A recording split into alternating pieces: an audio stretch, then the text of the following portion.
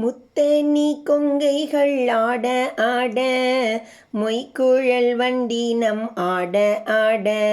சித்தம் சிவனோடும் ஆட ஆட செங்கயல் கண்பனி ஆட ஆட பித்தெம்பீரானோடும் ஆட ஆட பிறவி பிறரோடும் ஆட ஆட அத்தன் கருணையோடாட ஆட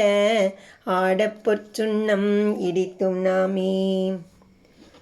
முத்துமாலைகளை அணிந்திருக்கும் முலைகள் குலுங்க, அடர்ந்த கூந்தல்களில் வண்டுகள் திரண்டிருக்க, மனமானது சிவனிடம் லயமாயிருக்க,